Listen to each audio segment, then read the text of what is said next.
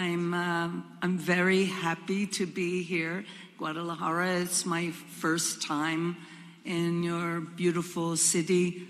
So such great energy and beautiful light.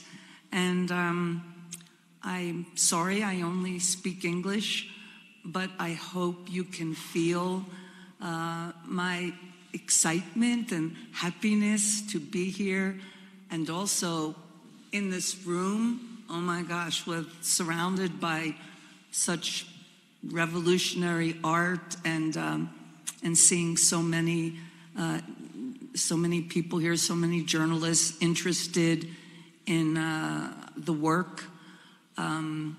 Soundwalk Collective has given me the opportunity to go back to my roots of poetry in its highest form, magnifying the word and language with political concerns, environmental concerns, humanistic concerns, and of course, the sacrifice for art as the highest vocation.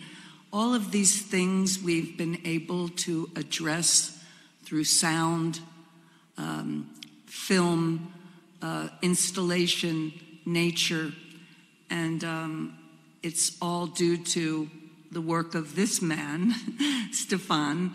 And with Soundwalk, I feel I am able to express so many things that are important. This destruction of nature, the fires globally, our forests in flames, the rainforests, our people displaced, and the sea being polluted by plastics, by sound, by sonic exploration, and the hunger for oil, but also the desire to express one's imagination and beliefs through art. And so I'm so grateful to work with Soundwalk and Santiago, and that your city has welcomed us. I've already explored. I'm already on the streets looking at everything, and thank you for having us. Thank you. The work you will see tonight reflect this conversation that we call correspondence. Correspondence is a term we use in France, more like a 19th century expression for letters that you write to each other, long letters.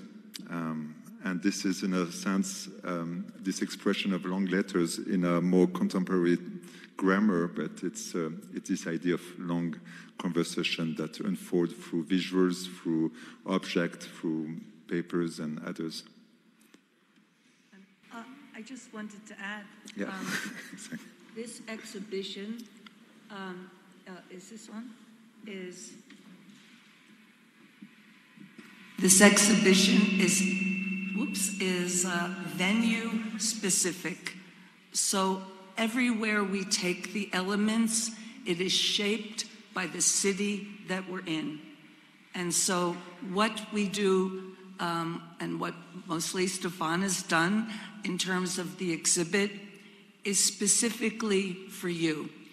When it goes somewhere else, it will be different. This is how we are presenting it to you, and how we are resonating the venue.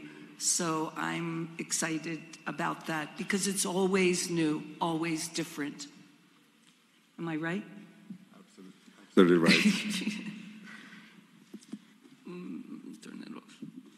Okay, I'm sorry. So what you will going to hear tonight, it's all her work that has been done the last 10 years that was inspired by the sound I bring back in my suitcase, in a sense.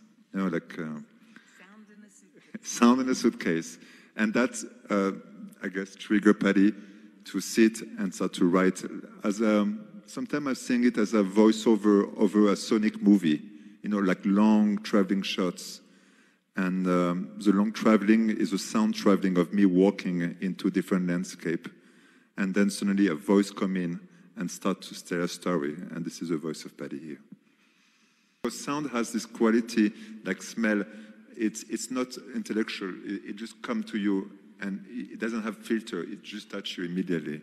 And I think this is when maybe when the pieces are successful, I think is when they're reaching you directly with no filter, straight to the heart. And for your question to me, well, I was taught very well by my father and mother to work hard and be responsible. I think I am a hard worker. I've always worked hard. But I was also very arrogant as a young person, and perhaps I needed to be arrogant to do the work that I set out to do. But I would add to my young self, do not forget gratitude. Be grateful every day. Be grateful for your life, for the work that you're doing, for the opportunity to do what you're doing. Be grateful to the people who have cleared paths for you, who have mentored you, to your teachers. Be grateful. And also, I would tell myself to listen to your mother a little more. But in terms of gratitude, I can also say I'm grateful to all of you. I'm grateful to Santiago for bringing our exhibition to Bogota and then bringing it here and continuing and believing in us. From the highest person to the person maybe who will tomorrow or tonight bring me a cup of coffee. I'm so grateful. So yeah, gratitude and hard work.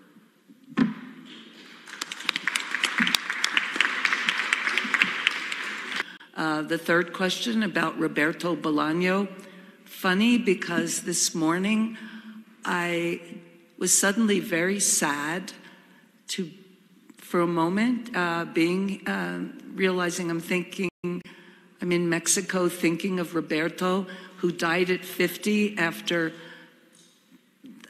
doing just part one of the great masterpieces of literature, 2666.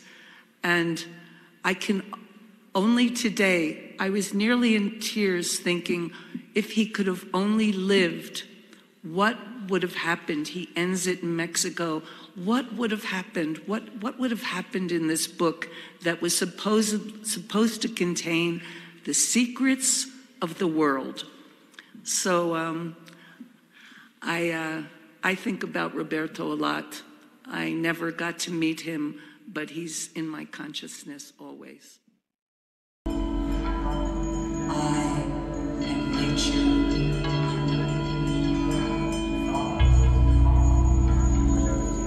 Bird flies holding my breath.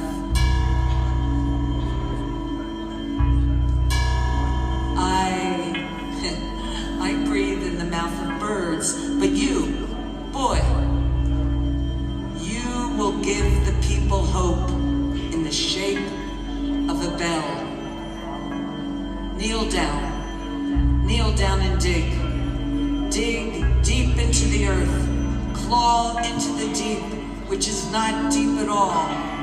Draw from the molten river. It is yours.